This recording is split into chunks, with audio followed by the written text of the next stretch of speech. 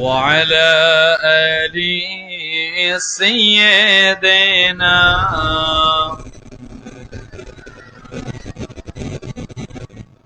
मेरा दिल तरफ रहा है मेरा जल रहा है सीना कि दवा वही मिलेगी मुझे चलो मदीना अल्लाहुम्मा सल्ले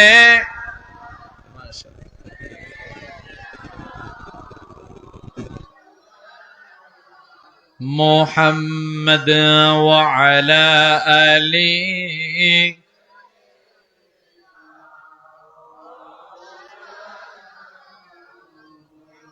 কে আছে গো এই দুনিয়ায় বুঝবে মোদের বেদনা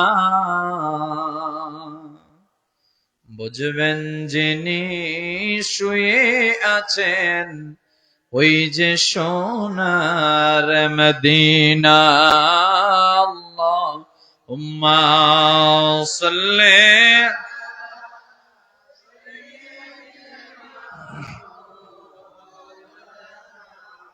मुहम्मद व अला आली सय्यदना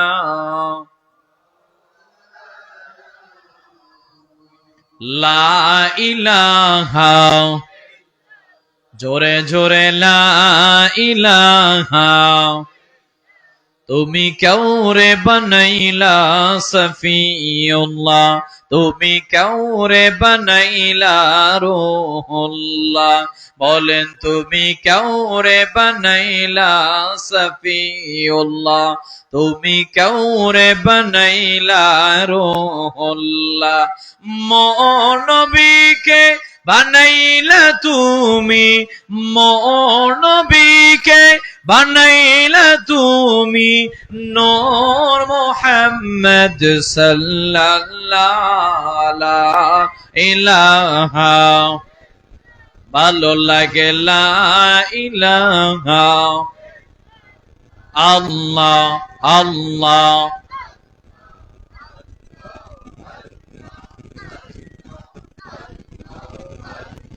লা ইলাহা ইল্লাল্লাহু মুহাম্মাদুর রাসূলুল্লাহ সাল্লাল্লাহু তাআলা আলাইহি ওয়াসাল্লাম।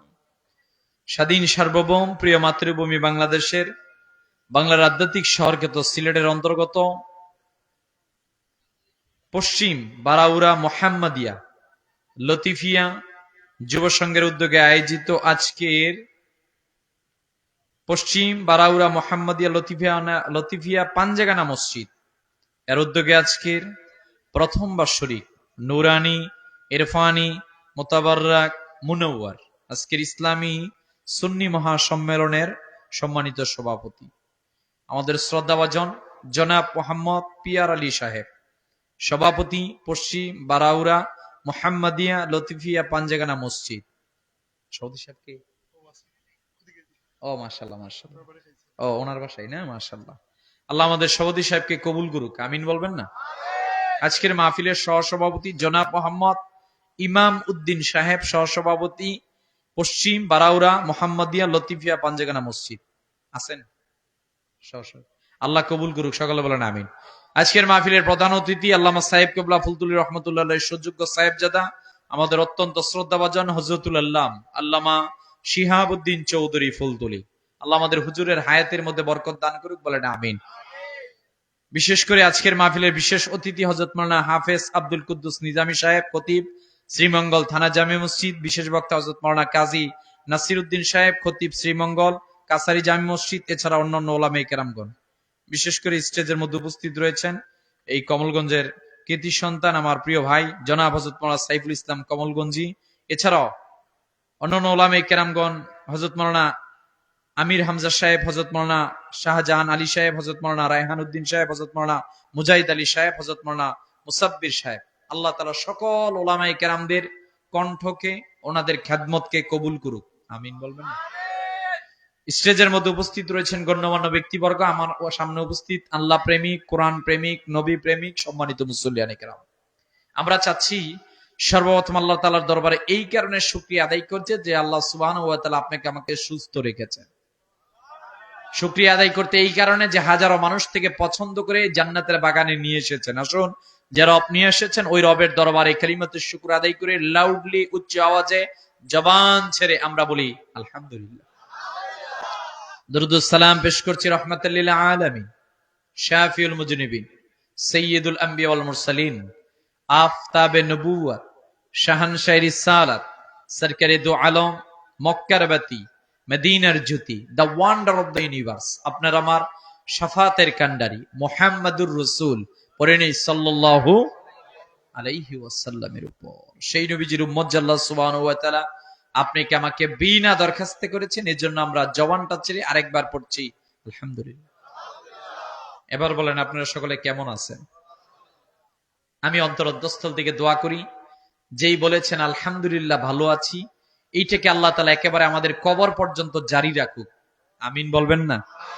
কারণ আলহামদুলিল্লাহ এটা সবাই বলতে পারে না। কথা বলেন না?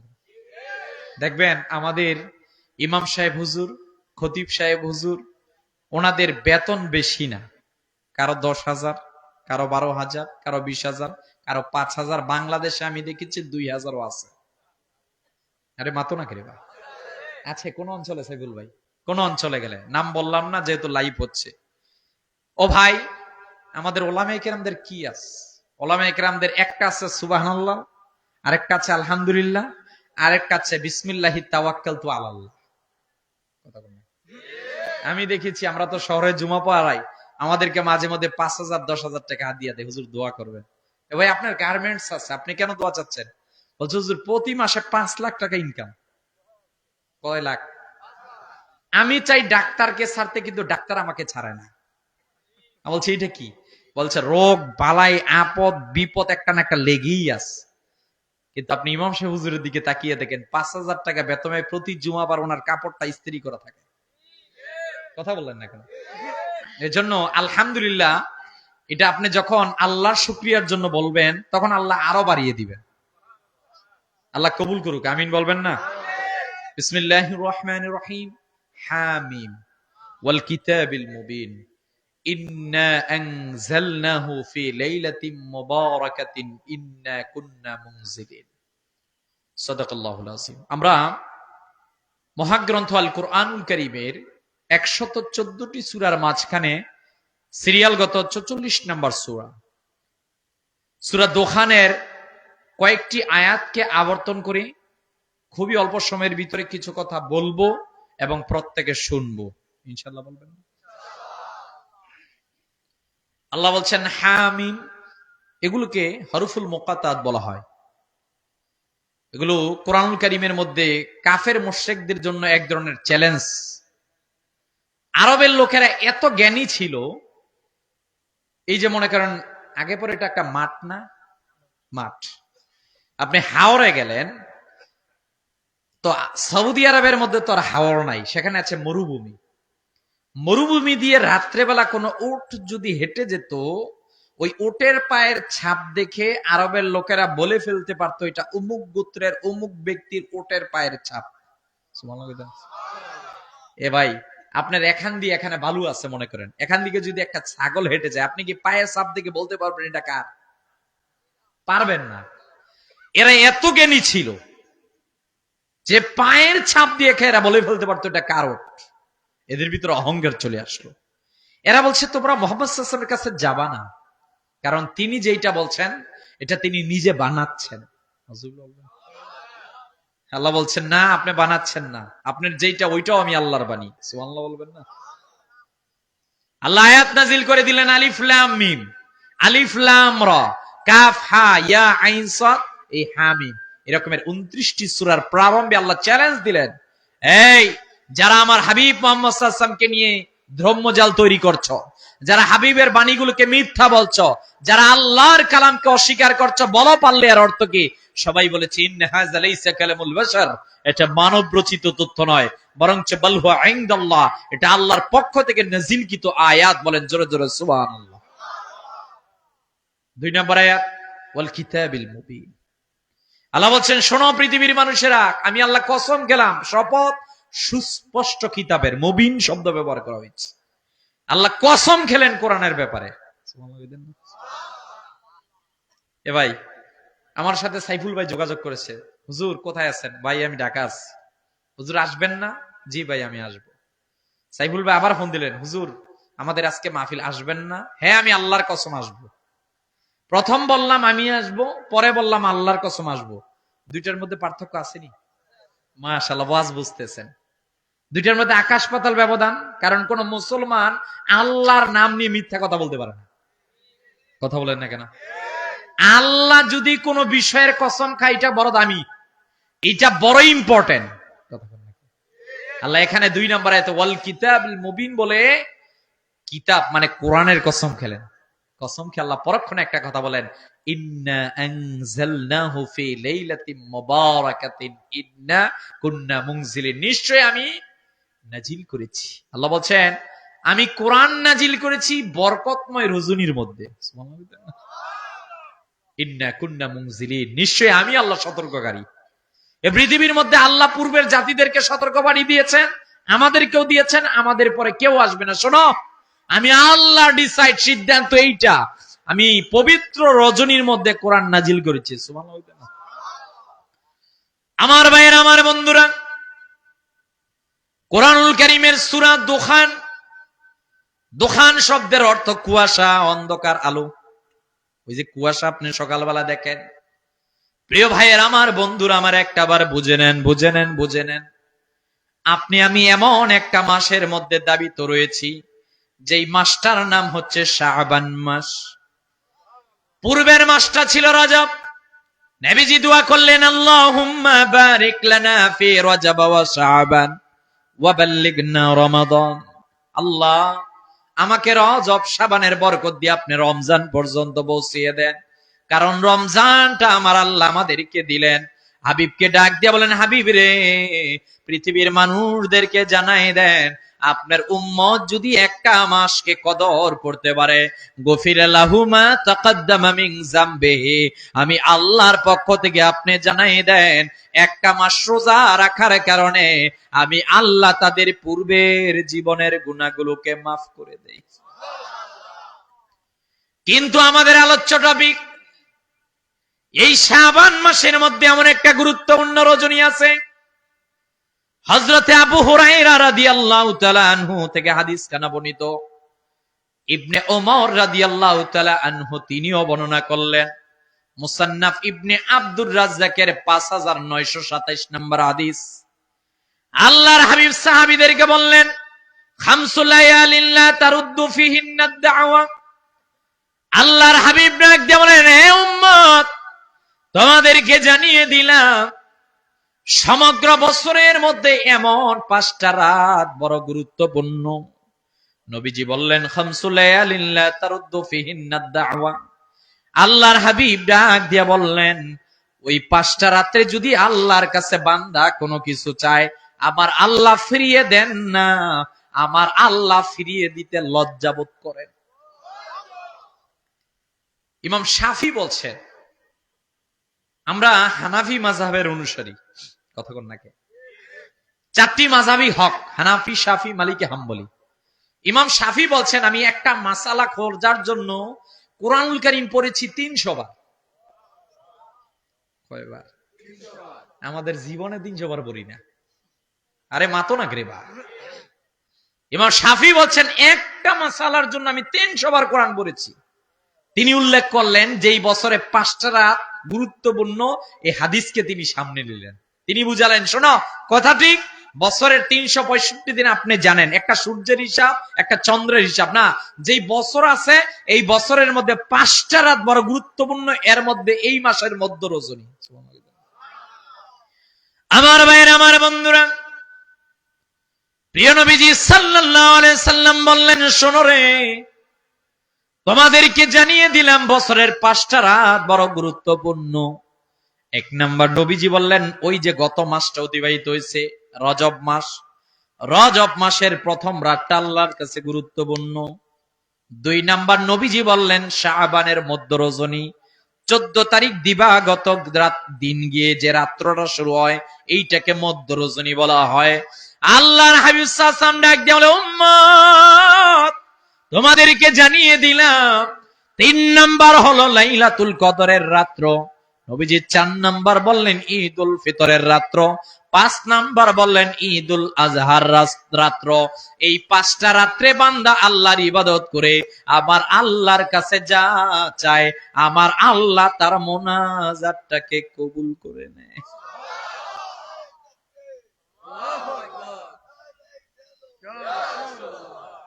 ইমাম আহমদ ইবনে হাম্বল 11.5 লক্ষ বা হাদিসের পণ্ডিত, কেউ বলেছেন 12.5 লক্ষ হাদিসের পণ্ডিত। তিনি বলছেন, আমি আল্লাহর হাবিব সাল্লাল্লাহু আলাইহি ওয়াসাল্লাম থেকে যত হাদিস পেয়েছি, যদি হাদিসের সব ঠিক ছিল যেটা মওজুদ ছিল না, এরকমের যত হাদিস পেয়েছি, কোন একটা হাদিসের উপর আমি আমল ছাড়ি নাই।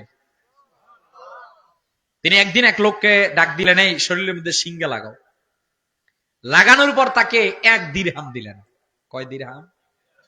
ওই লোক চলে যাচ্ছে, যাওয়ার মুহূর্তের মধ্যে ডাক দিচ্ছেন, এদিকে আসো, শোনো, আমি যে কিছুক্ষণ আগে শরীরের মধ্যে সিঙ্গা লাগাম, এরপর যে তোমাকে 1 দিরহাম দিলাম, এটা আমার মূলত এই সিঙ্গা লাগানোটা প্রয়োজন ছিল না। আমার নবীজি একদিন সিঙ্গা লাগিয়ে তিনি 1 দিরহাম হাদিয়া দিয়েছেন, আমি সুন্নত পালনের জন্য এই কাজটা করেছি। এবং শাফি বলছেন 5 রাত ফজর বরকতময়, আহমদ ইবনে হাম্বল বলছেন 5 রাত বরকতময়, ইবনে রজব হাম্বলি তিনিও বলছেন 5 রাত বরকতময়। সবাই বলেছেন বছরের এই 5টা রাত্রে বান্দা আল্লাহর কাছে যা চাইবে আমার আল্লাহ কবুল করে নেবে। আমার ভাইরা, আমার বন্ধুরা, এই 3টি আয়াতের মধ্যে 3য় অংশে আল্লাহ বললেন, শোনো শোনো পৃথিবীর মানুষেরা, তোমাদেরকে জানিয়ে দিলাম কোরআনকে আমি বরকতময় রজনীতে নাজিল করেছি। এই আয়াতটি নিয়ে আপনি অথেন্টিক শব্দগুলো তাফসীর গ্রন্থ খোঁজেন। ইমাম রাজির তাফসিরে কাবিরটা আপনি খোলেন, এইদিকে মাজারি খোলেন, মাঝখানে ইমাম কুরতুবির তাফসিরে কুরতুবি খোলেন, সব বুঝবেন না, এই কারণে সবগুলো গ্রন্থ আমি বলছি না। সবাই বলেছেন ইন্না আনজালনাহু ফি লাইলাতিন মুবারাকা, এই লাইলাতুল মুবারাকা দ্বারা কিন্তু কদরের রাত্র উদ্দেশ্য, যেইটা রজব মাসে, যেইটা রমজানে আল্লাহ দেন। মুফাসসিরিনে কেরামগণ অধিকাংশ রায় দিয়েছেন রাত্রটা লাইলাতুল কদর উদ্দেশ্য। তবে একজন সুপ্রসিদ্ধ তাবিঈন ছিলেন, ওনার নাম ছিল ইকরামা রাহমাতুল্লাহ আলাইহি। তিনি বলছেন, না না, শোনো, তোমাদেরকে জানিয়ে দিলাম, এখানে আল্লাহ রাব্বুল আলামিন শবে বরাতের রাত্রটাকে এই কারণে বলেছেন, কারণ রাত্রটা হচ্ছে লাইলাতুন নিসফি মিন শাবান, রাত্রটা হচ্ছে ভাগ্য রজনী। আমার আল্লাহ এই রাত্রের মধ্যে আগামী 1 বছর কি হবে সব ফেরেশতাদের হাতে ডিসাইড করে দেয়, মানে চেকটা আমার আল্লাহ তাআলা দিয়ে দেন। সুতরাং কদরের রাত্রে ঠিকই কোরআন নাজিল হয়েছিল, কথা ঠিক, তবে এই রাত্রের মধ্যে আল্লাহ তা ফাইনাল করেছিলেন। মানে ইন্না আনজালনাহু ফি লাইলাতিল কদর, কদরের রাত্র মহামহিমান্বিত, হাজার মাসের শ্রেষ্ঠ, কথা ঠিক। বলছে কদরের রাত্রে কোরআন নাজিল হয়েছে, কথা ঠিক। তবে এই যে কদরের রাত্রটা কোরআন যে নাজিল হয়েছে, এটা কিন্তু এই লাইলাতুন নিসফি মিন শাবানের রজনীতে আল্লাহ নির্ধারণ করে দিলেন। এগুলা পেশের কথা, সব বুঝবেন না সাইফুল ভাই, ওলামায়ে কেরামগণ ওনারা বুঝবেন, আমি সহজ কথাগুলো বলে দিই। আপনি এতটুক মাথার মধ্যে নেন, সারা বৎসরের মধ্যে প্রতিদিন ফজরের পর আসরের পর আপনার দিন রাত্রের আমলনামা আল্লাহর কুদরতি হাতে যায়। আপনি এতটুক বুঝেন প্রতি বৃহস্পতিবার যায়। আপনি এতটুক বুঝেন সারা বৎসরের বাৎসরিক আপনি যা করেছেন এই রাত্রেবেলা আল্লাহর কাছে যায়। নেক্সট আগামী 1 বছর আপনি কি করবেন, কে মারা যাবে, কার কতটুক হায়াত, ওর ভিতরে যা যা সংগঠিত হবে আমার আল্লাহ এই রাত্রে ফাইনাল করেন। রাত্রটা গুরুত্ব আছে কিনা, কথা বলেন, গুরুত্ব আছে কিনা? আমার নবীজি সাল্লাল্লাহু আলাইহি ওয়াসাল্লাম সাহাবীদেরকে বললেন, শোনো শোনো সাহাবীরা, তোমাদেরকে জানিয়ে দিলাম, তবে এই রাত্রিবেলা আমার আল্লাহ রাব্বুল আলামিন সবার দিকে কুদরতি নজর দিয়ে তাকান, কিন্তু সব শ্রেণীর দিকে তাকান না। আম্মা জান আয়েশা সিদ্দিকা রাদিয়াল্লাহু তাআলা আনহা বললেন, আমার সঙ্গে একদিন নবীজি সাল্লাল্লাহু আলাইহি সাল্লাম ঘুমন্ত অবস্থায় ছিলেন। রাত্রেবেলা আমি নবীজি সাল্লাল্লাহু আলাইহি সাল্লামকে খুঁজে পেলাম না। আমি আল্লাহর হাবিব সাল্লাল্লাহু আলাইহি সাল্লামকে খোঁজাখুঁজি শুরু করে দিলাম। প্রিয় নবীজি মুহাম্মদ সাল্লাল্লাহু আলাইহি সাল্লামকে খুঁজে খুঁজে আমি গিয়ে বাইর করলাম, আল্লাহর হাবিব কবরের সামনে দাঁড়িয়ে কবর জিয়ারত করতেছেন। কি জিয়ারত করতেছেন? কবর জিয়ারত করা, এটা সুন্নত। এটা কি ভাই? না ফতুয়া আইছে শহর থেকে, আপনার দিকে ফতুয়া আয় নাই তো? বেদাতের ফতুয়া আসে নাই? আইছে না ভাই? মোবাইলে আইছে না? মোবাইলে এগো যন্ত্রণায় ভাই রাত্রেবেলা ঘুমাইতে পারি না। কথা কর না কে? সারাটা বৎসর এগো যন্ত্রণা। রজবের মাস গেছে, এরা এক যুদ্ধ শুরু করে দিল। রাসূলুল্লাহ সাল্লাল্লাহু আলাইহি ওয়াসাল্লামের মেরাজ হয়েছে, তবে স্বপ্নে হয়েছে। নাউজুবিল্লাহ কইতেন। আসলো শাবানের মাসে একটু শান্তিমত ইবাদত করব, একজন কথিত শায়েখ বলে দিল শবে বরাতের রাত্রে মসজিদে ইবাদত না করে কেমনে বলি, এই উচ্চারণ কেমনে করে বলছে, নাউজুবিল্লাহ নাউজুবিল্লাহ নাউজুবিল্লাহ। বেশখানায় যাও নাকি ভালো? আরে মানি না, আরো আওয়াজ দিয়ে বলেন। রমজান আসবে, আসলে বলবে এই তারাবি 20 রাকাত না তারাবি 8 রাকাত। পরের মাস আসবে হজের মাস, বলবে হজ করতে মক্কায় যাবেন, মদিনায় যাওয়ার দরকার নাই। নাউজুবিল্লাহ কইতেন না? বলতে বলতে এইবার শেষে বলছে, যখন মুহররম মাস আসলে বলছে এই এজিদ সম্পর্কে তোমার সঠিক ইতিহাস আছে নাই? এজিদ হচ্ছে, এজিদের নামের শেষে বলতে হবে রাদিয়াল্লাহু তাআলা। ছাগল কোনটাকে? এজিদ কে তোর দুলাভাই লাগে নাকি? আরে মাতো না রে বা। কেন? এজিদ আমাদের নেতার গলার উপরে ছুরি চালিয়েছে, যেখানে আমার নবীজি চুমা দিতেন। কথা বলেন না কেন? যেখানে আমার নবীজি সাল্লাল্লাহু আলাইহি ওয়াসাল্লাম চুমা দিতেন, ওরে রাষ্ট্র ক্ষমতায় এজিদ ও জানে না, এই 6-4 বুঝালে হবে না। আমার প্রশ্ন হচ্ছে, আমাদের প্রশ্ন হচ্ছে, আরে ভাই এ যদি এতই নির্দোষ থাকতো তাহলে কেন সীমারদের বিচার করলো না? কথা বলেন না কেন? তুমি এজিদরে দুলাভাই বলো, আমরা যতদিন পর্যন্ত আছি আমরা আমাদের এইটা ধ্যান ধারণা, এজিদ কখনো মুসলমানই হতে পারে না।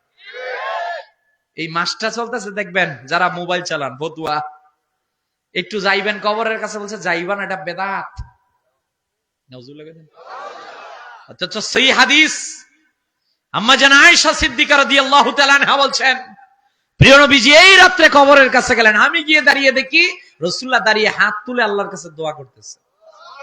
আল্লাহ হাবিব সাল্লাল্লাহু আলাইহি ওয়াসাল্লাম বলছেন, ক্বাদ কুনতু নাহাইতুকুম আন জিয়ারাতিল কুবুর ফাকাত উযিনা লি মুহাম্মদ সাল্লাল্লাহু আলাইহি ওয়াসাল্লাম, আমি এতদিন পর্যন্ত তোমাদেরকে কবর জিয়ারত করতে নিষেধ করেছিলাম, ফাজুরুহা, আজকে থেকে আদেশ করছি তোমরা কবরের কাছে যাবা। কবরের কাছে গেলে তোমাদের মৃত্যু আর আখিরাতের কথা স্মরণ হবে। মাকে কবরে রাখলেন, বাবাকে কবরে রাখলেন, ভাইকে রাখলেন, চাচাকে রাখলেন, এই যে রেখে আর গেলেন না, এইটাকে বলা হয় নিমুখ হারামি। কথা বলেন না? ও ভাই, এই মা কি করে নেয় আপনার জন্য? মার পেটের ভিতরে 4500 লাথি দিয়েই তো আসলেন। কথা বলেন। বাবা কি করে না, ঈদের দিন নিজের জন্য একটা ভালো কাপড় কিনে নাই, আপনার জন্য বলেছে আমার সন্তান ভালো বলুক, এইটাই আমার ঈদ। বাবারে রাখলেন, ভাইরে রাখলেন, চাচারে রাখলেন, বিবেকের দাবি তো একটু খবর নেওয়া কেমন আছে। কথা বলেন। রব্বির হামহুমা কামা রাব্বায়ানি সগীরা বলে দোয়া করলেন। আমার নবীজি বলছেন, কোন মার জন্য বাবার জন্য সন্তান যদি এই দোয়া করে আল্লাহর কাছে চায়, আল্লাহর বড় মায়া লাগে, আমার আল্লাহ তাআলা ওই সন্তানের যদি চোখের পানি পড়ে, এর উসিলায় মা বাবাকে মাফ করে দেয়। এজন্য আমরা যখনই সুযোগ পাই আমাদের মা বাবা আত্মীয় স্বজনের কবরস্থানে যাব তো ইনশাআল্লাহ। যাবেন এই কারণে, আমরা কিন্তু ভাই শুধুমাত্র ব্যাংক দেউলিয়া হয় বিষয়টা এরকমের নয়, ব্যবসায়িক দেউলিয়া হয় বিষয়টা এরকমের নয়, মানুষের নীতি নৈতিকতার দিক থেকেও দেউলিয়া হয়। আজকে থেকে 10 বছর আগে যে চাচারা আছেন এখানে, 10-15 বছর আগে আমরা দেখতাম আমাদের হুজুররা যখন হাত তুলতো, আমাদের চাচারা আল্লাহুম্মা আমিন কান্না শুরু করে দিত। দিল নরম ছিল। কথা বল না? নিজের সন্তান মার লাশ কাঁদে, কবরস্থানে যাচ্ছে, আরেক দোস্ত সামনে, 2 দোস্ত মিলে কবরস্থানে মার লাশ নিয়ে যাচ্ছে, এর মা মারা গেছে, ওর চাচি লাগে, 2 জন হাসি আর তামাশা করে। অথচ ও জানে না যেই মাকে আজকে কবরের মধ্যে রেখে উপরে বাঁশ দিয়ে চলে যাচ্ছে, এই মার সাথে দুনিয়ার জিন্দেগিতে আর দেখা হবে, আর দেখা হবে না। তাহলে এটা কোন প্রজন্ম? ও আপনি মারা যাওয়ার পরে একদিনও দোয়া করবে না। আপনি 10 তালা তুলে দিতে গিয়ে 5 ওয়াক্ত নামাজ পড়েন নাই, মাকে মা এত কষ্ট করেছে ও ভুলে যাবে। এই সন্তান দিকে ভাই নীতি নৈতিকতার দিক থেকে আমরা দেউলিয়া হয়ে গেছি, দিল শক্ত হয়ে গেছে। মা মারা গেছে, বাবা মারা গেছে, মা বাবারে কবরে রাখলাম, একদিনও সন্তান মার কাছে যায় না। কথা বলেন না কেন? তাহলে আমার নবীজি শিক্ষা দিলেন কবরস্থানে যাওয়া না, এখানে আকীদা দুরস্ত করে দেন। কবরে আমরা যাই সিজদা দেওয়ার জন্য না, জিয়ারত করার জন্য। কথা কন না কে? এরা আমাদেরকে ফতুয়া দেয়, আমরা বলে কবর পূজারি। কইতে কইতে এখন দেখি আলা দুর্গা পূজারি হয়ে গেছে। শরম কইেন না কেবর, এগুলা শরম না ভাই? না না, আমরা হাদিস সুন্নাহ পালন করছি। কবরে এই কপাল দিয়ে দুনিয়ার কার উদ্দেশ্যে কোন সিজদা হবে না, এই হাত দিয়ে কারো কাছে কিছু চাই না, চাই শুধু আল্লাহর কাছে। কপাল দিয়ে সিজদা দিয়ে আল্লাহর কাছে, মাজার পূজা করতে যাই না, মাজার জিয়ারত করতে যাই। আমার ভাইয়েরা, আমার বন্ধুরা, সাহাবায়ে কেরামদেরকে নবীজি জানালেন মুসনাদে বাজ্জারের 1928, বিশেষ করে সহিহ ইবনে হিব্বানের 5665 নাম্বার হাদিস সাকি। হাদিসটা এত মুতাওয়াতির, সবাই দেখেন বর্ণনা করবে। ইয়াত্তালি আল্লাহু ইলা জামঈ খালকিল লাইলাতুন নিসফিন শাবান, যখনই এই শাবানের মধ্য রজনী আসে, আল্লাহর হাবিব ডাক দিয়ে বলে, উম্মত তোমাদেরকে জানিয়ে দিলাম, এই মধ্য রজনী যখন চলে আসে, আমার আল্লাহ কুদরতি ভাবে প্রথম আসমানে চলে আসেন। সুবহানাল্লাহ। কিভাবে চলে আসেন? কুদরতি ভাবে। কেউ কেউ বলে আল্লাহ আমাদের মতনই নেমে আসে না, এটা মুজাসসিমাদের আকীদা। যদি বলেন আল্লাহর আমার মতো 10টা আঙ্গুল আছে, আমাদের মতো হাত পা আছে, তাহলে আপনি শিরক করলেন। কথা বলেন না কেন? আমার আল্লাহ রাব্বুল আলামিন কুদরতি ভাবে বান্দাদের দিকে তাকায়, এ গোলাম তোমাদেরকে জানিয়ে দিলাম কার কি প্রয়োজন, কার কি দরকার, আমি আল্লাহর কাছে বলো। বান্দার কাছে আল্লাহ বলেন, বান্দা আমার আল্লাহ ডাক দিয়ে বলে, কার রিজিক নাই, কার বাড়িতে শান্তি নাই, কার মোনাজাত কবুল হয় না, কার কি দরকার আছে, কার কি প্রয়োজন, আমি আল্লাহর কাছে বলো। এরে তোমার দায়িত্ব আমি আল্লাহর কাছে বলা, আর আমি আল্লাহর দায়িত্ব হচ্ছে তোমাকে তা দেওয়া। সুবহানাল্লাহ না? নবীজি এইভাবে বর্ণনা করলেন এই আয়াতের মাধ্যমে, ওই বরকতময় রজনী, যেই রজনীর মধ্যে আল্লাহ কুদরতি ভাবে সবার কাছে একটা জিনিস চায়, তুমি শুধু চাও চাও চাও। তুমি নবীজি এইবার চমৎকার ভাবে উম্মতদেরকে একটা ধমক দিলেন, এরে শোনো রে, তোমাদেরকে জানিয়ে দিলাম, ইল্লাল মুশরিক আও মুশাহিদ, শোনো শোনো, এই হাদিস দিয়ে নবীজি বললেন 2 শ্রেণীর লোকদেরকে আমার আল্লাহ ওই দিন ক্ষমা করবেন না, আল্লাহ তাদের মোনাজাত নিবেন না। সাহাবীরা বললেন, হুজুর আপনি আমাদেরকে জানিয়ে দেন, ওগো নবীজি কারা কারা কারা? নবীজি বললেন, 1 নাম্বার মুশরিক, যারা শিরক করে। 2 নাম্বার নবীজি ডাক দিয়া বললেন, যারা হিংসা আর বিদ্বেষ নিজের মধ্যে প্রতিস্থাপন করে। এই 2 শ্রেণীর লোকদেরকে আমার আল্লাহ এই রাত্রে বেলা ক্ষমা করে দেন না। বলেন আল্লাহু আকবার। এটা একটা হাদিস, আরো হাদিস আছে। এই হাদিসের মধ্যে আল্লাহর হাবিব বললেন 2 জনের কথা। প্রিয় ভাইয়ের আমার, বন্ধুরা আমার, এই পৃথিবীর মধ্যে আল্লাহ আমাদেরকে কেন পাঠালেন? আল্লাহ বললেন, ইয়া আইয়ুহান নাসু উবুদু রাব্বাকুমুল্লাযী খালাকাকুম ওয়াল্লাযীনা মিন ক্বাবলিকুম লাআল্লাকুম তাত্তাকুন। ভিন্ন জায়গায় আল্লাহ রাব্বুল আলামিন বললেন, ওয়ামা খালাকতুল জিন্না ওয়াল ইনসা ইল্লা লিয়াবুদুন।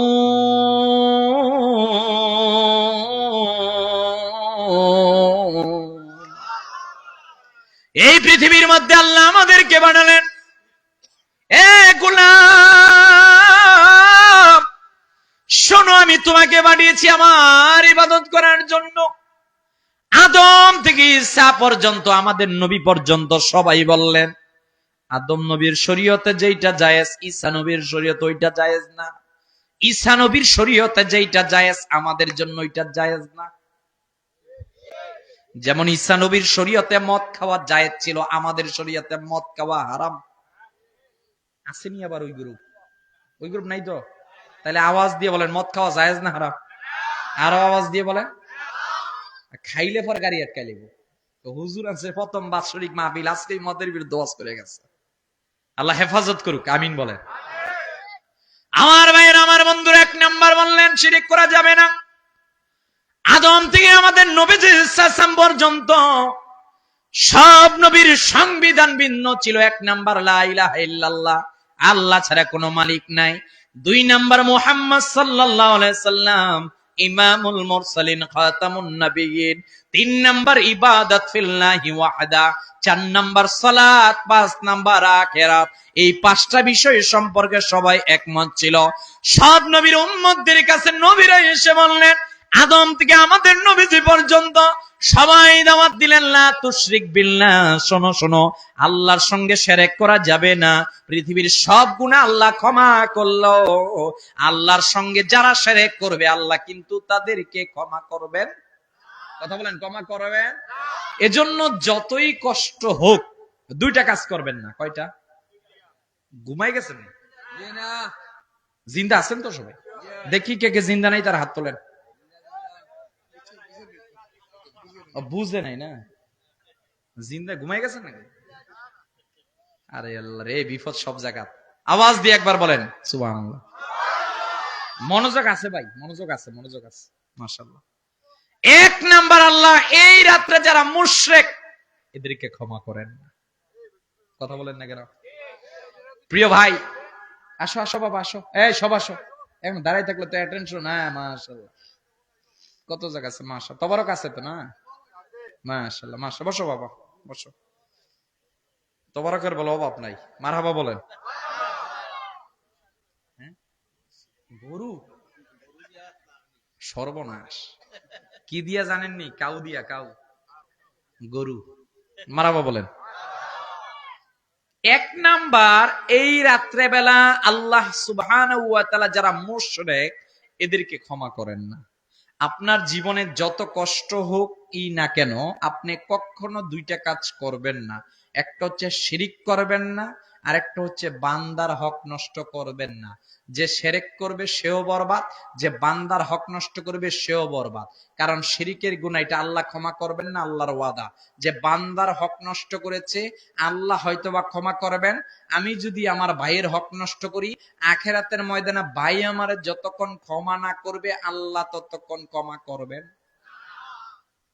তাহলে সিদ্ধান্ত কার? এই রাত্রেবেলা আল্লাহ মুশরিকদেরকে ক্ষমা করবেন। কথা বলেন না কেন?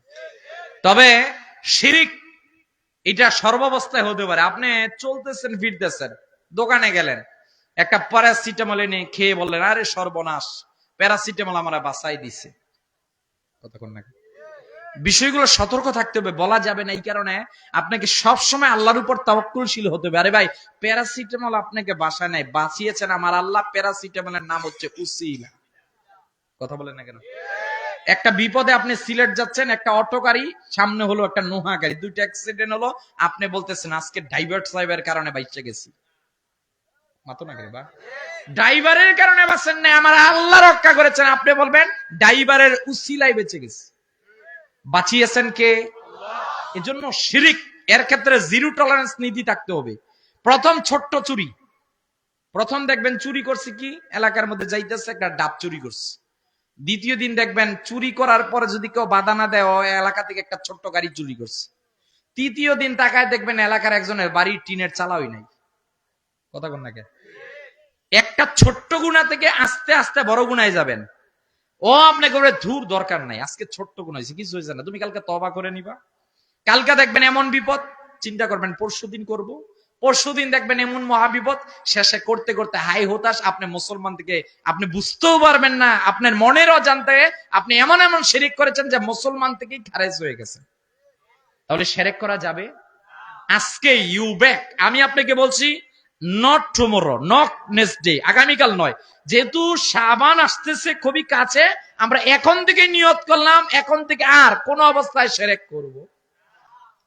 2 নাম্বার, নবীজি সাল্লাল্লাহু আলাইহি ওয়াসাল্লাম বলেন হিংসা বিদ্বেষ। মুসনাদে বাজ্জারের হাদিস সাক্ষী, আল্লাহর হাবিব সাল্লাল্লাহু আলাইহি ওয়াসাল্লাম একদিন মসজিদে নববীর ভিতরে বসা, প্রিয় নবীজি সাল্লাল্লাহু আলাইহি ওয়াসাল্লাম সাহাবায়ে কেরামদেরকে বললেন, শোনো, আউয়ালু মাইয়াদখুলু মিন হাযিল বাব রাজুলুন মিন আহলিল জান্নাহ। আল্লাহর হাবিব সাল্লাল্লাহু আলাইহি ওয়াসাল্লাম বললেন, উম্মত তোমাদেরকে জানিয়ে দিলাম, এখন যেই ব্যক্তি মসজিদে নববীর ভিতরে প্রবেশ করবে, আমি রাসূলুল্লাহ সাল্লাল্লাহু আলাইহি ওয়াসাল্লাম বললাম সে জান্নাতি মানুষ। হয় না? আরো আওয়াজ দিয়ে বলেন। দ্বিতীয় দিন নবীজি একই কথা বললেন, আউয়ালু মাইয়াদখুলু মিন হাযিল বাব রাজুলুন মিন আহলিল জান্নাহ, এখন যে প্রবেশ করবে সে জান্নাতি মানুষ। তৃতীয় দিন নবীজি একই কথা বললেন, আউয়ালু মাইয়াদখুলু মিন হাযিল বাব রাজুলুন মিন আহলিল জান্নাহ, এখন যে প্রবেশ করবে, আল্লাহর হাবিব সাল্লাল্লাহু আলাইহি ওয়াসাল্লাম বললেন সে জান্নাতি মানুষ। একদিন, 2 দিন, 3 দিন নবীজি বললেন। ঘটনাক্রমে সাহাবায়ে কেরামগণ নবীজির সামনে দাঁড়ানো, যেই সাহাবীর ব্যাপারে বললেন, সাহাবীর নাম সাদ বিন আবি ওয়াক্কাস রাদিয়াল্লাহু তাআলা আনহু। হযরতে আব্দুল্লাহ সাহাবীর নাম। তিনি আল্লাহর হাবিবের কাছে অনুমতি চাইলেন, হুজুর আপনি যদি অনুমতি দেন, আমি সাদ বিন আবি ওয়াক্কাসের বাড়িতে 3 দিন মেহমান হতে চাই। আল্লাহর হাবিব সাল্লাল্লাহু আলাইহি ওয়াসাল্লাম অনুমতি দিলেন।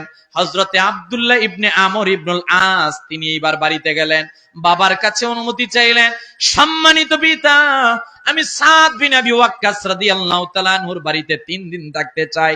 বাবা অনুমতি দিলেন। তিনি সাদের বাড়িতে গিয়ে 3 দিন মেহমানদারি গ্রহণ করলেন। তৃতীয় দিন মেহমানদারি করে তিনি যখন রিটার্ন ফিরে আসবেন, হযরতে সাদ বললেন, এ ভাই, আমি না জানি তোমাকে ওই রকমের মেহমানদারি করতে পেরেছি কিনা আমার জানা নাই, তুমি মনের মধ্যে কোনো দুঃখ নিবা না, যাতনা নিবা না, কষ্ট নিবা না।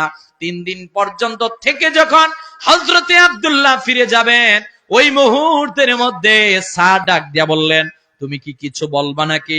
হযরতে আব্দুল্লাহ ডাক দিয়া বললেন, হ্যাঁ আমার একটা বলা আছে। কি বলার আছে?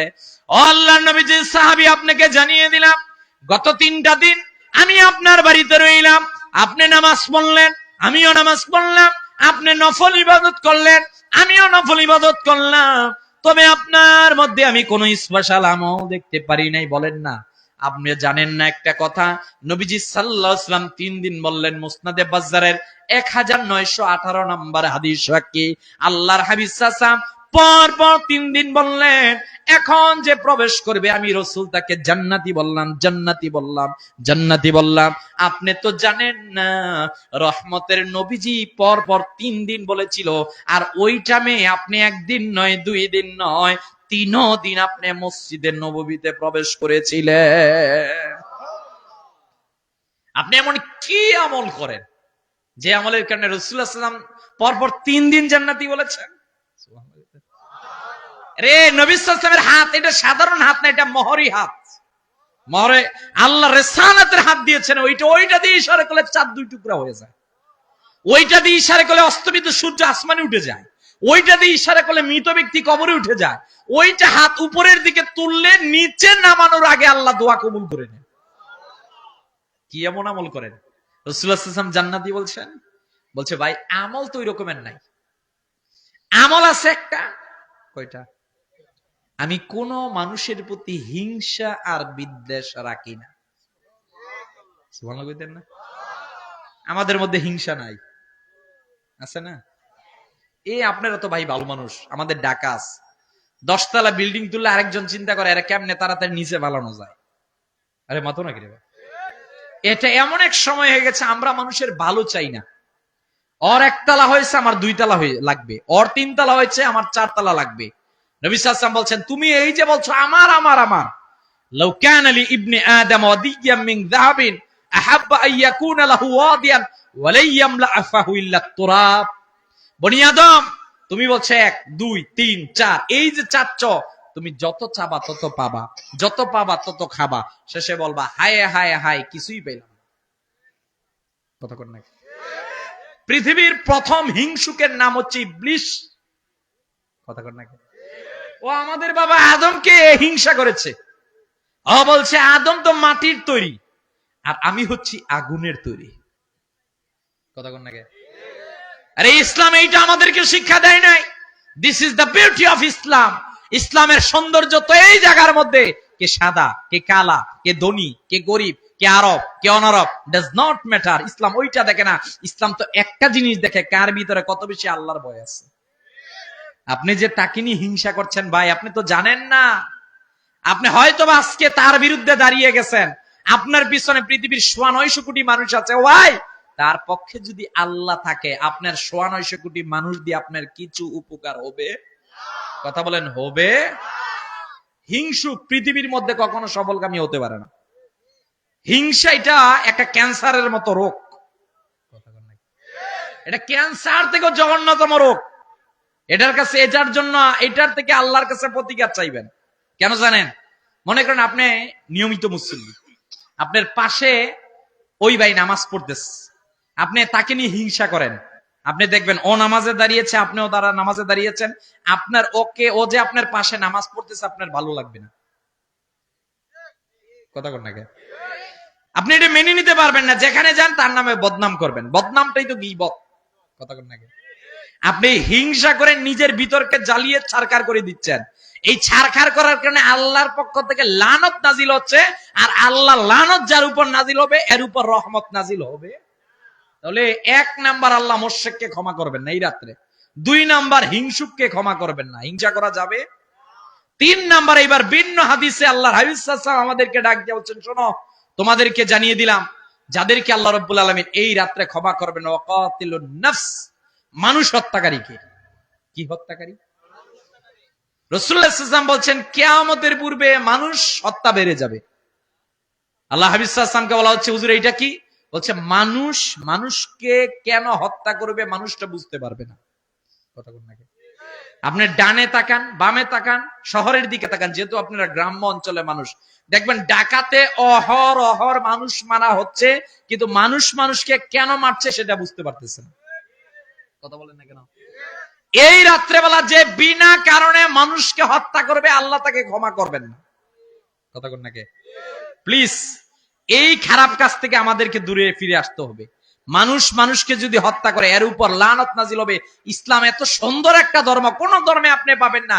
ইসলাম বলেছে একজন মানুষ যদি অপর মানুষকে বিনা কারণে হত্যা করে তাহলে সে যেন গোটা পৃথিবীর মানুষদেরকে হত্যা করলো। কথা বলেন না কেন? পৃথিবীর অন্য কোন ধর্মের মধ্যে এত কঠিন কথা বলা হয় নাই। আর এরা আমার আফগানিস্তানকে ধ্বংস করে, এরা আমার ফিলিস্তিনকে ধ্বংস করে, সেখানে একবারও কোনো কথা নাই। আর যখন আমরা দাড়ি টুপি কথা বলি, একবার জিহাদের কথা বলি, প্রথম চান্সেই বলে তারা জঙ্গি। কথা বলেন না কেন? না, ইসলামের সাথে সন্ত্রাসবাদের কোনো সম্পর্ক নাই। কথা বলেন না কেন? ইসলাম যেটা দিচ্ছে ওইটার নাম জিহাদ, ওইটা হলো বিস্ফোরা কাটা। আর তোমরা যেটা দিচ্ছ এইটার নাম হচ্ছে সন্ত্রাসবাদ। এই রাত্রেবেলা ওয়াকাতিলুন নাফস, যে মানুষকে হত্যা করবে আমার আল্লাহ রাব্বুল আলামিন তাদেরকে ক্ষমা করবে। এরপর আল্লাহ হাবিব সাল্লাল্লাহু আলাইহি ওয়াসাল্লাম বলছেন, শোনো ওয়াকাতিলুর রাহম, যারা আত্মীয়তার সম্পর্ক ছিন্ন করে এদেরকেও ক্ষমা করবেন না। আছেন আমাদের দিকে এখন সমাজের কিছু কিছু মানুষ এমন হয়ে গেছে। মনে রাখবেন, আত্মীয়তার সম্পর্ক যে বজায় রাখবে এর হায়াতের মধ্যে আল্লাহ বরকত দিবে। সুবহানাল্লাহ। ১বিংশ শতাব্দীর মধ্যে আজকে আমরা আপডেট হয়েছি, আমাদের কোনো কিছুর অভাব নাই, কিন্তু কেন জানি আমরা আত্মীয়তার সম্পর্ককে বজায় রাখতে চাই না। কথা কোন নাকি? বুঝা যায় ভাই, যদি নিজের বোনটা বাড়ির মধ্যে আসে আমাদের বাবি সাহেবদের মুখটা কালা হয়ে যায়। কথা বলেন না কেন? কি এইটা কেন? এইটা ইসলাম দেয় নাই। বরঞ্চ বোন যখন আপনার বাড়িতে আসে আপনার বাড়িতে রহমত নিয়ে আসে। কথা কোন নাকি? এখন যখন বোন আসবে বাবার কাছ থেকে সম্পদ নেওয়ার জন্য, ভাই আমার স্বামী তো ওই রকমের কোনো কাজকর্ম করে না, তুমি যদি একটু আমাকে হেল্প করতা, ও বলছে কেন জানো না তুমি অংশ নিলে ধ্বংস হয়ে যাবা। কথা বল নাকি? বলে না এগুলা? ইসলাম যেটা দিয়েছে আত্মীয়তার সম্পর্ক রক্ষা করা, আপনি এটা ধরে রাখবেন। যে ব্যক্তি ইচ্ছাকৃতভাবে আত্মীয়তার সম্পর্ক ছিন্ন করবে, এই রাত্রেবেলা ওই বান্দা আল্লাহর কাছে দোয়া করলে আল্লাহ কবুল করবেন। ওয়া মুদবিরুল খাম, যে ব্যক্তি মদ পান করবে, নেশা করবে, ওয়ার দোয়া আল্লাহ কবুল করবেন না। এইভাবে আল্লাহর হাবিব সাল্লাল্লাহু আলাইহি ওয়াসাল্লাম অসংখ্য শ্রেণীর কথা বলেছেন। শোনো, তোমাদেরকে জানিয়ে দিলাম এই রাত্রেবেলা এদের মধ্যে তুমি অন্তর্ভুক্ত হবা না। তুমি যদি এদের মধ্যে অন্তর্ভুক্ত হও, রাসূলুল্লাহ সাল্লাল্লাহু আলাইহি ওয়াসাল্লাম বলছেন, শোনো, এই রাত্রেবেলা তুমি যদি শিরক থেকে দূরে না গিয়ে এই রাত্রে ইবাদত করো, হিংসা থেকে বিদ্বেষ থেকে দূরে না গিয়ে এই রাত্রেবেলা আল্লাহর কাছে চাও, জাদু করা থেকে দূরে না গিয়ে, ব্ল্যাক ম্যাজিক থেকে দূরে না গিয়ে আল্লাহর কাছে চাও, শোনো তোমাকে জানিয়ে দিলাম, তুমি যদি মদ্যপান অবস্থায় চাও, শোনো তুমি যদি জেনা থেকে দূরে না গিয়ে চাও, শোনো তুমি যদি আত্মীয়তার সম্পর্ক ছিন্ন করে চাও, শোনো তোমাকে জানিয়ে দিলাম, তুমি যদি চগলখড়ির মধ্যে থেকে আল্লাহর কাছে চাও, আমার আল্লাহ বলছেন এই রাত্রের কোন ইবাদত কবুল করবেন।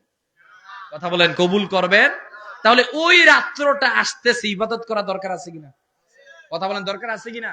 যেই খারাপ গুণগুলোর কথা বললাম এগুলো ছেড়ে দিবেন, ছাড়বেন না ইনশাআল্লাহ। আমার ভাইয়ের, আমার বন্ধুরা, এইবার নবীজি সাল্লাল্লাহু আলাইহি ওয়াসাল্লাম আমাদেরকে বুঝালেন। মেরাজের রজনীতে আল্লাহর হাবিব সাল্লাল্লাহু আলাইহি ওয়াসাল্লাম ফিরে আসলেন। সাহাবায়ে কেরামদেরকে ডাক দিয়ে বললেন, শোনো রে সাহাবীরা, তোমাদেরকে জানিয়ে দিলাম আমার আল্লাহ রাব্বুল আলামিন আমার সঙ্গে ওয়াদাবদ্ধ হয়েছেন। আল্লাহ কি ওয়াদাবদ্ধ হয়েছেন? এক নাম্বার ওয়াদাবদ্ধ হয়েছেন, পূর্বের জাতিদেরকে আমার আল্লাহ একটা দুইটা গুনার জন্য ধ্বংস করে দিয়েছিলেন। আল্লাহ রাব্বুল আলামিন আমার উম্মতদেরকে একত্রিত ধ্বংস করে দিবেন না। আপনারা পূর্বের 70টি জাতি নিয়ে গবেষণা করে দেখেন, কেউ একটা গুনাহ করেছিল, কেউ দুইটা গুনাহ করেছিল, কেউ তিনটা গুনাহ করেছিল, পুরা জাতিকে আল্লাহ ধ্বংস করে দিয়েছিলেন। আপনি আজকে তাকিয়ে দেখেন, আইয়ামে জাইলিয়াতের সব আলামত আমাদের মধ্যে আছে। আদম থেকে ঈসা নবী পর্যন্ত সব নবীর গুনাহগুলো আমাদের মধ্যে আছে। কিন্তু আমার আল্লাহ আমাদেরকে ধ্বংস করছেন না একটাই কারণ, মদিনাতুল মুনাওয়ারার মধ্যে নবীজি শুয়ে আছেন। মেরাজের রজনীর মধ্যে আমার আল্লাহ ওয়াদা করেছেন, বন্ধু যেই মাটিতে আপনি থাকবেন ওই মাটির মধ্যে আপনার উম্মতদেরকে আমি একত্রিতভাবে ধ্বংস করে দিব না। বলেন আল্লাহু আকবার। আল্লাহর হাবিব সাল্লাল্লাহু আলাইহি ওয়াসাল্লাম ডাক দিয়ে বলে, হে উম্মত, তোমাদেরকে জানিয়ে দিলাম আমার আল্লাহ অনেকগুলো ওয়াদা করেছেন। কেমন করে আল্লাহ ওয়াদা করেছেন? শোনো শোনো, তোমাদেরকে জানিয়ে দিলাম, তোমাদের জন্য জান্নাতে যাওয়াটা বড় সহজ বিষয়। হুজুর, আপনি যদি বলতেন কেমন করে আমাদের জন্য জান্নাতে যাওয়া সহজ। নবীজি এক নাম্বার বললেন, শোনো রে, কোন বান্দা যদি প্রতিদিন নামাজের জন্য ওযু করে, সেই বান্দা যদি ওযুর পানিগুলো নিয়ে মুখমণ্ডল ধৌত করে, দুই হাতের কোন অংশ ধৌত করে, মাথা মাসে করে, দুই পায়ের টাকনো সহ যদি দ্রুত করে রে উম্মত, তোমাদেরকে জানিয়ে দিলাম, ইমাম তিরমিজি বড় চমৎকার করে হাদিস খানা উল্লেখ করেন, ওযুর সর্বশেষ পানির ফোঁটাটা আও মা আখিরিল কাতরিল মাই, ওযুর সর্বশেষ পানির ফোঁটা জমিনে পড়ার সঙ্গে সঙ্গে ওই শরীর দিয়ে যত গুনাহ হয়েছে আমার আল্লাহ মাফ করে দিবেন। দুই নাম্বার, আল্লাহ রাব্বুল আলামিন ওয়াদা দিলেন নামাজ। আমার ভাইয়েরা, আমার বন্ধুরা, শুধুমাত্র আমার আল্লাহ রাব্বুল আলামিন একটা জায়গায় আমাদের জন্য সীমাবদ্ধ রাখে নাই। নবীজি সাল্লাল্লাহু আলাইহি ওয়াসাল্লাম যেই দিন দুনিয়া থেকে চলে যাবেন, নবীজি নিজের আত্মীয় স্বজনের কথা চিন্তা করলেন না, নিজের নাতিদের কথা চিন্তা করলেন না। নবীজি সাল্লাল্লাহু আলাইহি ওয়াসাল্লামের শেষ বাক্য ছিল আস-সালাত আস-সালাত আস-সালাত। আল্লাহর হাবিব ডাক দিয়ে বলে, হে আমার উম্মত, তোমাদেরকে জানিয়ে দিলাম আল্লাহর কোন বান্দা, আমার কোন উম্মত যদি ফজর, যোহর, আসর, মাগরিব, এশা প্রতিদিন 5 ওয়াক্ত নামাজ পড়তে পারে, আমার নবীজি ডাক দিয়ে বলেন, ফজর থেকে এশা যে ব্যক্তি 5 ওয়াক্ত নামাজ পড়বে রে, ওই দিন আর রাত্রে বেলা ওই বান্দা দিয়ে যত ধরনের গুনাহ হবে আমার আল্লাহ সব গুনাহ মাফ করে দিবে। আল্লাহর হাবিব সাল্লাল্লাহু আলাইহি ওয়াসাল্লাম 3 নাম্বার বললেন, এ শোনো, তোমাদেরকে জানিয়ে দিলাম, পূর্বে জামানার শরীয়ত অনেক কঠিন ছিল। কোন নবীর শরীয়ত এত কঠিন ছিল না। কোন ব্যক্তি যদি গুনাহ করত আমার আল্লাহ তাদেরকে ক্ষমা করতেন না। কোন ব্যক্তির শরীরের অঙ্গের মধ্যে যদি নাপাকি লেগে যেত রে, মাসআলা ছিল ওই অঙ্গটা কেটে ফেলে দাও। চোখ দিয়ে যদি কোনো খারাপ কাজ দেখতো রে, মাসআলা ছিল চোখের এই দুইটা চোখ উপড়ে ফেলো।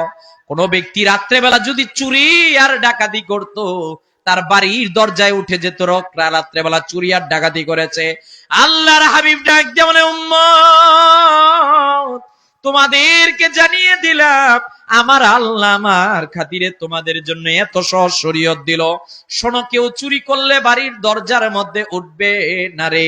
কোন শরীরের মধ্যে যদি নাপাকি লেগে যায় আর সে যদি পানি দিয়ে ওই অঙ্গটা দৌত করে রে, পানির উসিলায় আমার আল্লাহ সহজ শরীয়ত দিলেন, এই পানি দিয়ে 3 বার দৌত করবে। বেশি নাপাকি হলে গোসল করার ফলশ্রুতিতে আমার আল্লাহ তাকে পাক করে দেন। কিন্তু নবীজি এখানে শেষ করলেন না। পূর্বে জামানা রিটার্ন ফিরে আসার কোনো সুযোগ ছিল না।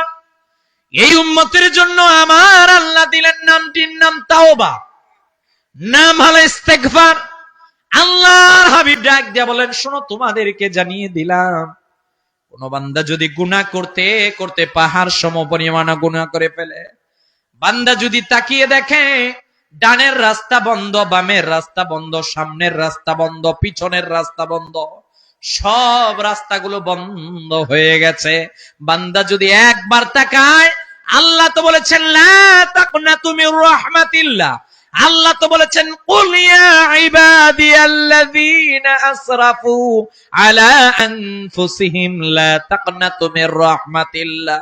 বান্দা যখন তাকাই দেখবে ডানের রাস্তা বন্ধ, বামের রাস্তা বন্ধ, সামনের রাস্তা বন্ধ, পিছনের রাস্তা বন্ধ।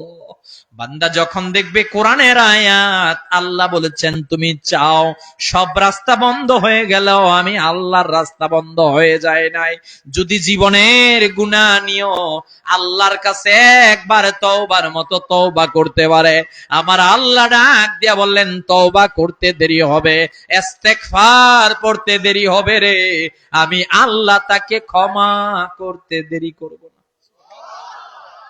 আল্লাহর হাবিব সাল্লাল্লাহু আলাইহি ওয়াসাল্লাম ডাক দিয়ে বলছেন কতক্ষণ করবা? নবীজি ডাক দিয়ে বলছেন, শোনো তোমাদেরকে জানিয়ে দিলাম, একজন মানুষ যতক্ষণ পর্যন্ত মালাকুল মউতকে না দেখবে, মালাকুল মউতকে দেখলে তার তওবার দরজা শেষ। আবার কিয়ামতের সূর্য পশ্চিম দিক থেকে উদিত হওয়া পর্যন্ত প্রতি মানুষ যতক্ষণ আল্লাহর কাছে তওবা করবে, তওবা আল্লাহ কবুল করে নেবেন। 1 নাম্বার নবীজি ওযুর কথা বললেন, 2 নাম্বার নবীজি নামাজের কথা বললেন, 3 নাম্বার নবীজি তাওবার কথা বললেন, 4 নাম্বার নবীজি ডাক দিয়ে বলে, উম্মত কি আর গুনাহ তুমি করেছো তোমাকে জানিয়ে দিলাম। বছরের 5টা রাত্রিবেলা তুমি চাও, তুমি যদি রজবের প্রথম রাত্রে চাইতে পারো, শাবানের মধ্য রজনীতে চাইতে পারো, জুমার রাত্রিবেলা চাইতে পারো, ঈদুল ফিতরের রাত্রে চাইতে পারো, ঈদুল আজহার রাত্রে চাইতে পারো। ভিন্ন হাদিসের মধ্যে এক একজন এক এক ভাবে বর্ণনা করেছেন। কেউ এনেছেন জুমার রাত্রেবেলা, কেউ বা লাইলাতুল কদরের রাত্রটা এনেছে। যাই হোক, এগুলো ফজিলতপূর্ণ রাত। আল্লাহর হাবিব ডাক দিয়ে বলেন, তুমি যদি এই রাত্রেবেলা চাইতে পারো, এত ফজিলত, এত ফজিলত, এত ফজিলত আল্লাহ দিবেন রে। শোনো, আল্লাহ নাজিল করলেন ইন্না আনজালনাহু ফি লাইলাতিল কদর, এক রাত্রেবেলা লাইলাতুল কদরের রাত্রেবেলা আল্লাহর কোন বান্দা যদি ইবাদত করতে পারে রে, আমার আল্লাহ এক রাত্রের উসিলায় তার জীবনের গুনাহ মাফ করে দিবেন। এবার এগুলা মাফ করে দিবেন, এগুলা আল্লাহ আমাদের জন্য রেখেছেন, অন্য কারোর জন্য রাখেন নাই। এত সুযোগ তো কাউকে দেন নাই, এটা শুধুমাত্র আমরা পেয়েছি আমাদের নবীজির খাতিরে। কোন নবী রাসূলগণ দুনিয়া থেকে ওনারা ওয়াজ করেছেন জান্নাত জাহান্নামের কথা, কিন্তু কেউ নিজের চোখ মোবারক দিয়ে দেখতে পারেন নাই, শুধু আমাদের নবীজি দেখেছেন। কোন নবীজি আখিরাতের ময়দানে সুপারিশ করতে পারবেন না, আমাদের নবীজি ছাড়া। সুবহানাল্লাহ। কোন নবীজি হাউজে কাউসারের পানি দিতে পারবেন না, কোন নবীজি সুপারিশ করতে পারবেন না। একমাত্র নবীজি বলছেন লা আরদা ওয়া ওয়াহিদুম মিন উম্মতি ফিন্নার, আমার উম্মত যতক্ষণ একটা জাহান্নামে জ্বলবে আমি রাসূল রাজি হব না। কে রাজি হবেন না? ও ভাই, আপনি কেন নিরাশ হন? নিরাশ হতে হতে মানুষ আত্মহত্যা করে। কথা কোন? আমাদের দেশে আত্মহত্যা আছে না? আত্মহত্যা বুঝছেন তো? মানুষ এক সময় নিজের জীবনের উপর বিরক্ত হয়ে যায়। কথা বলে, আজকে নতুন একটা পরিভাষা এসেছে, পরিভাষাটার নাম হচ্ছে ডিপ্রেশন, হতাশা, বিষণ্ণতা। এই একটু হতাশা এসে হঠাৎ করে দেখি ঘরের মধ্যে গলায় দড়ি লাগিয়ে সে আত্মহত্যা করেছে। নাউজুবিল্লাহ বলবেন না? এ ভাই, একজন মুমিনের জীবনের মধ্যে হতাশা বলতে কোনো পরিভাষা নাই। হতাশা হচ্ছে ওইটা আপনার আর আপনার রবের মাঝে দূরত্ব। কথা বলেন না কেন? আপনার সব রাস্তা বন্ধ, আল্লাহর রাস্তা আপনার জন্য বন্ধ হয়ে যায় না। আপনার যখনই হতাশা আসবে, ডিপ্রেশন আসবে, আপনি দুরূদ শরীফ পড়বেন। কি পড়বেন? আপনি জিকির আজকার করবেন, আপনি কোরআনের সাথে সম্পর্ক রাখবেন। যখনই হতাশা আছে, আর মানুষ আত্মহত্যা করে কেন রে ভাই? যে আত্মহত্যা করে, হুজুর আছেন এখানে, জানেন আপনারা ওই ব্যক্তিটাকে ওইভাবেই শাস্তি দেওয়া হবে। আত্মহত্যাকে আমার আল্লাহ লাইক করেন না এই কারণে, কারণ আমাদের প্রত্যেকের কাছে জীবনটাকে আল্লাহ আমানত দিয়েছেন। কেন আমানত দিয়েছেন? সামানা সংগ্রহ করার জন্য। কারণ যে আত্মহত্যা করে আজকে জীবনকে শেষ করে দিল, ও যদি চাইতো, আল্লাহ চাইলে তার হায়াতটা আরো 20 বছর থাকতে পারতো। ওই 20 বছরের জিন্দেগিতে সে আরো ইবাদত করতে পারতো। কারণ আমরা প্রত্যেকেই কিন্তু আল্লাহর কাঠগড়ায় দাঁড়াবো। কথা বলেন না কেন? এখন যেই ব্যক্তি নিজেকে শেষ করে দিল, সে কি সামানা বেশি সংগ্রহ করতে পারলো? ও পারে নাই বেশি সামান সংগ্রহ করতে। এজন্য পত্র পত্রিকাগুলো খুললেই আজকে যেই দিকে তাকায়, ওই দিকে শুধু আমরা একটা জিনিস দেখি, আত্মহত্যা আর আত্মহত্যা। প্লিজ প্লিজ প্লিজ, আত্মহত্যা করা যাবে? যতই কষ্ট হোক বলেন আর একজনের কাছে, একা লুকিয়ে থাকবেন না। আজকে পশ্চিমাদের দিকে তাকিয়ে দেখি, এরা এদের শেষ জীবনটা একাকিত্ব অবস্থার মধ্যে থাকে, শেষে নিজের ঘরের মধ্যে এরা হয় কেউ ব্রিজ থেকে লাফ দেয়, না হয় কেউ বিষ খায়, না হয় গলার মধ্যে কেউ ছুরি দেয়। প্লিজ, এই রকমের কাজ করা যাবে না। আপনার নাম হলো মুসলমান, আপনার নাম হচ্ছে মুমিন, আপনি হচ্ছে মুহাম্মদ সাল্লাল্লাহু আলাইহি ওয়াসাল্লামের উম্মত। আপনি কখনো আত্মহত্যা করতে পারেন? আত্মহত্যা করা যাবে? আত্মহত্যার যখনই এই রকমের একটা আসবে, সুইসাইড করব, তখন আপনি ফিরে আসবেন আল্লাহর দিকে। ও ভাই, এখনো তো জমিন থেকে দাব্বাতুল আরদ ওঠে নাই, এখনো তো ইয়াজুজ মাজুজের প্রাচীর ভেঙে আসে নাই, এখনো তো সূর্য পশ্চিম দিক থেকে উঠে নাই। তাহলে আপনি কেন নিরাশ হচ্ছেন? কথা বলেন। ফাইন্না মাআল উসরি ইউসরা, ইন্না মাআল উসরি ইউসরা। ব্যর্থতা বলতে কিছু নাই, আসবে। ওইটা আসবে কেন? ওইটা আসবে আপনাকে আরো সামনে নেওয়ার জন্য। আমরা দোয়া করি, আল্লাহ আপনি দোয়া কবুল করেন, আল্লাহ দোয়া কবুল করেন। আমাদের দোয়া যখন হঠাৎ তাৎক্ষণিক কবুল হয় না, আমরা নারাজ হয়ে যাই। আল্লাহ বুঝি আমার দোয়া কবুল করেন। কথা বলেন না কেন? অথচ জানেন না, বান্দা আল্লাহর কাছে যাই চায় আল্লাহ কবুল করবেন। এটা হয় এখন, না হয় পরে, না হয় আখিরাতের ময়দানে। কথা বলেন না কেন? আজকে আপনি একটা দোয়া করলেন, আল্লাহ এই দোয়াটা কবুল করেন, আপনি দেখলেন দোয়াটা কবুল হয় নাই। আপনি এখন না, 5 বছর পরে বুঝবেন, যদি ওই দোয়াটা আল্লাহ কবুল করতেন, তাহলে ওইটা আপনার বিপদ থাকতো। কথা বলেন না কেন? 5 বছর পরে বুঝবেন যে এখানেই আল্লাহ আমার জন্য কল্যাণ রেখেছেন। এজন্য দোয়া করে নিরাশ হওয়া যাবে? দোয়া করে নিরাশ হবেন না, দোয়া করে আল্লাহর কাছে চাইবেন, দোয়া করবেন, এরপর ধৈর্য ধারণ করবেন। এটা একটা কাজ। তাহলে আত্মহত্যা করা যাবে? দোয়া করতে হবে কার কাছে? আমরা আবার দোয়া করি না। আবার দোয়া করলে দোয়া কবুল না হওয়ারও অনেক কারণ আছে। যেমন কোন ব্যক্তি যদি হারাম খায়, কি খায়? হারাম খায়, মনে রাখবেন, 1 লোকমা হারাম যে খাবে, তার 40 দিন কোন ইবাদত আল্লাহর দরবারে কবুল, সবাই বলেন, হবে? সাহাবী সাদ বিন আবি ওয়াক্কাস রাদিয়াল্লাহু তাআলা প্রশ্ন করলেন, ইয়া রাসূলুল্লাহ সাল্লাল্লাহু আলাইহি সাল্লাম, আমি দোয়া করি সাথে সাথে যে আল্লাহ কবুল করেন, একটা আমল শিক্ষা দেন। সুবহানাল্লাহ। রাসূলুল্লাহ সাল্লাল্লাহু আলাইহি ওয়াসাল্লাম বলেন, ইয়া সাদ আতিব মাতআমাকা তাকুন মুস্তাজাবাতুদ দাওয়া।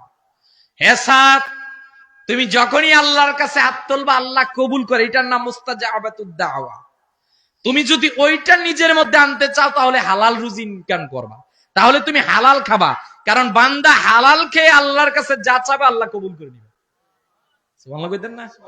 আপনারা গ্রাম্য অঞ্চলের মানুষ পিওর খাবার খান, এইটা দোয়া কবুল হবে। কিন্তু যে সুদখোর, যে ঘুষখোর, যে হারাম খায়, ও আল্লাহর কাছে যতই দোয়া করুক না কেন, আল্লাহ দোয়া কবুল করবে। এই জামানার মধ্যে প্রয়োজন কি জানেন? এই হালাল খাবার। কথা বলেন না কেন? হালাল খাবো তো ইনশাআল্লাহ। আমাদের ঢাকায় এখন সিচুয়েশন এমন হয়ে গেছে, এলাকায় হারাম নিয়ে প্রতিযোগিতা, যে যত বড় সুদখোর সে মসজিদের সভাপতি। কথা বলেন না কেন? কেন রে? মসজিদ আল্লাহর ঘর। এটা কার ঘর? এই যে আমরা সামান্য তার অর্থের পাওয়ার বদৌলতে একটা সুদখোরকে মসজিদের সভাপতি বানালাম, আখেরাতের কাজ করায় পুরা সমাজবাসী আল্লাহর কাছ থেকে জবাব দিয়ে পার হতে পারবে না। কথা বলেন না কেন? সুদখোর নাই তো? আরে গাড়ি আজকে পুরো আটকাই দিবেন তাহলে। সুদ খাওয়া জায়েজ না হারাম? মাশাআল্লাহ, এইবার সাউন্ড ঠিক আছে, বিরিয়ানি দেওয়া হবে। আর আওয়াজ দিয়ে বলেন, সুদ খাওয়া জায়েজ না হারাম? সুদের ওয়াজ বন্ধ হচ্ছে কেন? হারামকে হারাম বলতে হবে। সুদ খাওয়া হারাম, হারাম, হারাম। যেইটা কোরআন বলছে ওইটাই সঠিক কথা। যেইটাকে মাইনাস করে জায়েজের পন্থা করবে, কেউ বলবে মুনাফা, কেউ বলবে ইন্টারেস্ট, যেইটাই হোক এইটার নাম রিবা, এইটার নাম সুদ। যে এক লোকমা হারাম খাবে এর 40 দিন কোন ইবাদত কবুল হবে? কথা বলেন, কবুল হবে? এজন্য দামি জিনিসগুলোকে দামি দেন, দাম দেন। আমরা দামি জিনিসগুলোকে দাম দিতে চাই না। যেমন এই পৃথিবীকে আল্লাহ যখন তৈরি করলেন, পৃথিবী নড়াচড়া করছে। পৃথিবীতে এক সময় ছিল পানিতে আচ্ছন্ন। এই পানির ঢেউ ডান থেকে বামে, বাম থেকে ডানে এভাবে যাচ্ছে। এটা থেকে হলো ফেনা। এই ফেনা থেকে প্রথম মাটির তৈরি উৎপন্ন। আর পৃথিবী, গোটা পৃথিবীর মধ্যে প্রথম মাটি যেই জায়গায় উৎপন্ন হয়েছে তার নাম কাবা। কাবা শব্দের অর্থ উচ্চ জায়গা। কথা বলেন না? উঁচু জায়গা। পৃথিবীর মাটি তৈরি, পৃথিবীর মাটি আল্লাহ তৈরি করলেন। এই পৃথিবী নড়াচড়া করতেছে। আল্লাহ ব্যালেন্স করার জন্য দিলেন পাহাড়কে। এই পাহাড়কে আল্লাহ যখন দিলেন, আপনি শুধু জাফলনে, বান্দরবনে, কাঞ্চনজঙ্ঘায়, মাউন্ট এভারেস্টে দেখতেছেন, এইটা আপনি পাহাড়ের উঁচু অংশ দেখতেছেন। মানে কি? আপনার প্যারাক যে থাকে, প্যারাকের মূল অংশের দিকে তাকান আর উপরের দিকে তাকান, উপরের অংশ থেকে অল্প আর মূল প্যারাক থাকে নিচে। পাহাড়টাকে আল্লাহ ব্যালেন্স করার জন্য দিলেন। উপরের অংশ দেখতেছেন, নিচে যে কত বড় এটা আপনি দেখছেন না, এটা একজন ভালো জানেন, তিনি কে? পৃথিবীকে তৈরি করে আল্লাহ ব্যালেন্স করার জন্য দিলেন পাহাড়। বলা হলো পাহাড় থেকে পৃথিবীতে শক্তিশালী কিছু আছে। বলা হয়েছে পাহাড় থেকে শক্তিশালী জিনিসের নাম হাদিদ, লোহা। বলা হয়েছে লোহা থেকে শক্তিশালী কিছু আছে, বলছে আছে তো, তার নাম আগুন। আপনি আগুনে যখন লোহা দিবেন দেখবেন লোহা নাই। কথা বলেন। আবার আগুনকে থেকে শক্তিশালী কিছু আছে, বলছে আছে তো একটা জিনিস, তার নাম বাতাস। কথা বলেন নাকি? বলা হয়েছে বাতাস থেকেও কি শক্তিশালী কিছু আছে, আছে তো একটা জিনিস, তার নাম বান্দার চোখের পানি। এ ভাই 3000 বছর আগুন জ্বালানো হয়েছে। কয় হাজার? 1000 না, 3000 বছর। এই 3000 বছর জ্বালানো আগুনটাকে আপনি জাস্ট 2 ফোঁটা চোখের পানি দিয়ে নিভিয়ে দিতে পারেন। সুবহানাল্লাহ বলতেন না? আমি বুঝালাম দামি জিনিসগুলোকে দাম দেন, হালালকে দাম দেন, পরিবারে শান্তি আসবে। চোখের পানিকে দাম দেন, ওটা আল্লাহর জন্য কেঁদে চোখের পানি ফেলেন, জাহান্নাম দূরে চলে যাবে। আর যুবকরা, তাদের মা বাবা আছে, মা বাবারে বুঝে না। এই রাত্রে কিন্তু তাদেরকেও ক্ষমা করবে না যারা মা বাবার অবাধ্য। আমাদের আজকে আমরা এলিট হয়ে গেছি, শিক্ষিত হয়ে গেছি, কিন্তু মা মারা গেলে, বাবা মারা গেলে মার জানাজায় আসার, বাবার জানাজায় আসার সময় আমাদের নেই। এটা আপনাদের দিকে না, দূরের কথা বলছি। কেন রে ভাই? যুবক ভাই, তুমি জানো না তোমার মা আর বাবা দুইজনের পায়ের নিচে তোমার আছে জান্নাত? কথা বলেন না কেন? প্লিজ আমার যুবক ভাইরা যারা আছেন, যাদের মা বাবা বেঁচে আছে, মা বাবার খেদমত করতে হবে। ইনশাল্লাহ কইতেন না? খেদমত করবেন তো ইনশাল্লাহ? শ্বশুর শাশুড়ি থাকুক, ওইটাকে মাইনাস করবেন, ওইটা আমি বলছি না। কিন্তু আপনি যদি মা বাবার কাছ থেকে জাস্ট বদদুয়া নেন, মা যদি আহা এই একটা শব্দ বলে, এই শব্দটা বলে, আপনি কখনো সফল হতে পারবেন না। কথা বলেন না কেন? এজন্য আমরা দামি জিনিসগুলোকে দাম দিব, তাহলে সফলতা দিবেন কে? আল্লাহ। আমাদেরকে সব নবীর উম্মতের মাঝখান থেকে বেছে বেছে এনেছেন। আল্লাহ সব উম্মতের মাঝখানে দামি দামি জিনিসগুলো আমাদেরকে দিয়েছেন। আমার ভাইয়েরা, আমার বন্ধুরা, এইভাবে আল্লাহ রাব্বুল আলামিন এই মাসটার মধ্যে সম্পূর্ণ ফজিলত ঢেলে দিলেন। প্রিয় নবীজি আমাদেরকে জানালেন, শোনো রে, তোমাদেরকে জানিয়ে দিলাম, বান্দা যদিও চায় এই মাসেও কিন্তু আল্লাহকে খুশি করতে পারে। তাহলে আজকের ওয়াজ দিয়ে আমরা একটা বিষয় সবাই বাড়িতে নিব। সেই বিষয়টা হলো সামনে রমজান মাস, সামনে আসতেছে লাইলাতুন নিসফে মিন শাবানের রজনী। আমরা আজকে থেকে রুটিন করলাম, আজকে থেকে মনস্থির করলাম, আজকে থেকে আল্লাহর কাছে ওয়াদা করলাম, ইনশাআল্লাহ যদি আগামী রমজান পর্যন্ত আমরা সবাই ফায়াত পাই, আগামী রমজানের মধ্যে সবগুলো রোজা রাখবো ইনশাআল্লাহ। সবাই ইনশাআল্লাহ। তাইলে আপনার ওয়াজ কবুল, তাহলেই ওয়াজ মঞ্জুর, যদি আপনি আগামী রমজানুল কারিমে সবগুলো রোজা রাখতে পারেন। আমাদের দেশের মধ্যে ভাই আমরা জানি পর্দা করা পুরুষ নারী উভয়ের জন্য ফরজ, কথা কোন না, তাই বলে আবার পুরুষরা কিন্তু আবার বোরকা পরেন না। ওই ঢাকায় ভাই পড়তাছে কিছু লোক, ঢাকা এখন কইছে কে পর্দা করা ফরজ না? আরে বেকুফ, তোমার জন্য ফরজ না, তুমি চোখের হেফাজত করবা, ওইটা মহিলারা করবে, কথা বলে না। অতীব দুঃখ ভারাক্রান্ত হৃদয় নিয়ে বলতে আমাদের দেশের পরিস্থিতি এমন হয়ে গেছে, রমজান মাসের মধ্যে আমাদের হোটেল পর্দা করে, কথা কোন নাকি? আপনি দেখবেন বাকি 11 মাস আমাদের হোটেল খোলা, দুপুরে যান, সকালে যান, রাত্রে যান, হোটেল খোলা। যখনই রমজান শুরু আপনি দেখবেন হোটেলে আস্তে আস্তে কালো পর্দা। সর্বনাশ, ঘটনা কি হয়েছে? গিয়ে দেখবেন যেই লোক আপনার সাথে কিছুক্ষণ আগে জোহরের নামাজ পড়েছে উনি আরামে টানতেছে। তাহলে আছে মনে হয় না?